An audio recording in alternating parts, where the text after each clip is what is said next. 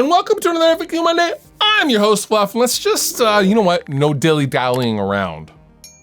Let's just get into it, shall we? What is the best way to link up with musicians in a new area you are in? I'm moving to a new area soon, and I would like to try and start up a band, but have no real idea where to start. Josh, that is a great question. Honestly, for me, I would find, network with some friends, obviously, but in the area that you are, find some local musician forums, Facebook groups, anything like that, and just put the feeler out there. Also, like I said in the last FAQ Monday, in regards to just starting a band, you know, word of mouth is a very, very powerful thing. So, you know, coworkers, telling your coworkers, friends, family, all sorts of stuff that you are looking to start up a band. I knew my buddy Curtis in a band called Witch Ripper. He did that. He up and moved from wherever the hell he was from, the Midwest, to Seattle, and it took him a little while, but he started getting some members and he got his band back together and up and running and playing some tunes, and it worked out pretty good, but it did take some time, so just know that. But honestly, utilize social media. That's like the greatest tool since the printing press. As a mixing engineer and guitarist, what's your expectation from the bass player for the records you're working on, and any bad memories about it? Oof. Yes. I have some funny memories on the records that I've worked on.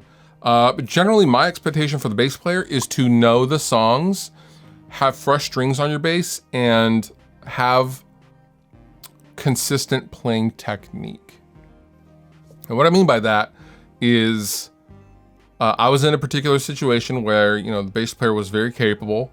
However, he was so used to playing live, this was a live band, you know, his pick attack, his pick was like glancing off the strings most of the time. So his angle was so far this way, and he was strumming down, and the strings were like this, so he was, his bass playing sounded like quick, quick, quick, quick, quick, quick, quick, quick, quick, quick, quick. Like it sounded like little pick scrapes almost, with very, very little note definition. That was very, very difficult. That's how he had played for decades. So making him sit down and change his posture to actually attack the notes totally messed him up. And that was a real challenge. Another time, a bass player in one of my old bands, who shall not be named, it was Josh McDowell. We tracked, I think it was the Sleep City Rest Repose record.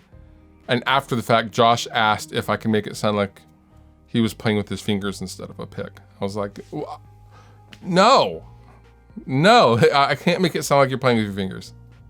Sorry, buddy. You know, whatever. As long as the bass player is consistent in anything, you can pretty much fix it if there's a problem. But, you know, all I expect a bass player to do is to know the songs and to be able to play the songs well and to have fresh strings. Those three things, that's all. Apologies if you've covered this before. What's your go-to process for dialing in a tone, specifically with plugins, amplitude, neural, etc.? Amp, cabs, pedals, EQ? Still do this process and definitely takes a lot of practice to nail down. Any insights would be appreciated. Noah, great question. Generally speaking, I start with an amp and a cab that I would know in real life. For example, a rectifier and a Mesa 412 cabinet. I would start with that bass tone, make it cool as I can, before I add an overdrive, make that combo as cool as I can.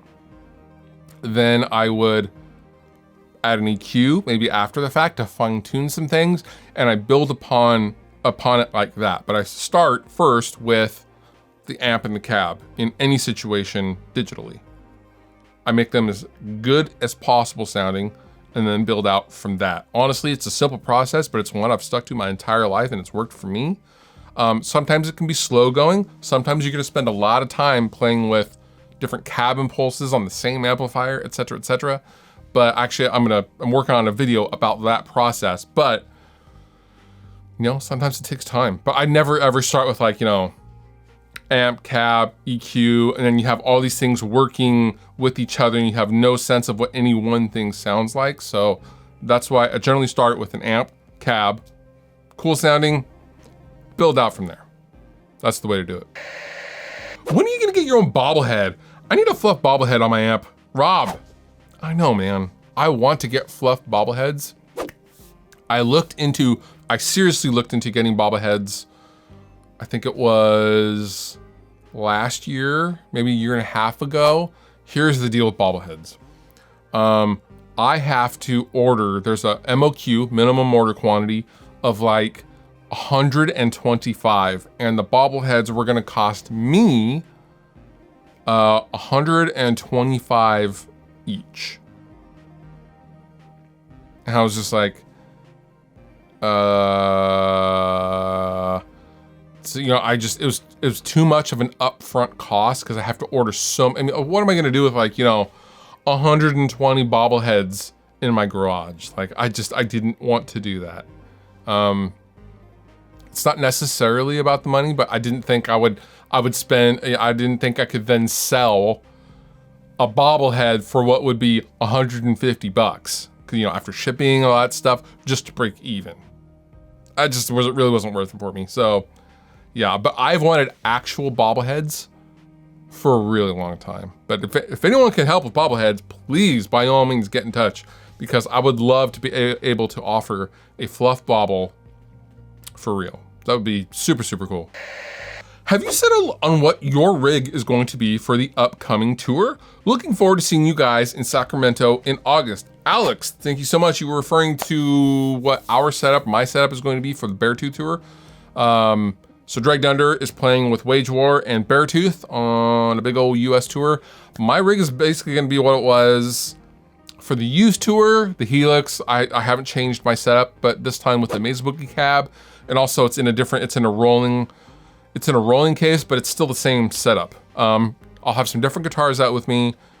I'm still not totally sure which guitars I'm taking, but yeah, I will be detailing everyone's setup, all the band setups. I'll be doing rig rundowns with Beartooth and Wage War and all that stuff when the time comes. But for now, I'm gonna be taking the Helix, Sennheiser wireless, Matrix power amp, and a custom Mesa Boogie 212 cab in a rolling case with a couple of guitars. That's literally, it's the simplest setup ever, and it's awesome.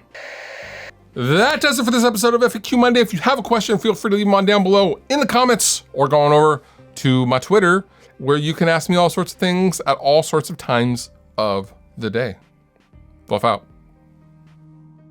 If you liked the video you just watched, please consider subscribing. And if you want to further support me and what I do, consider using some of the affiliate links down below in the description of this video. Go on over to Sweetwater, buy yourself something, and help me out at the same time. It's a win-win for both of us.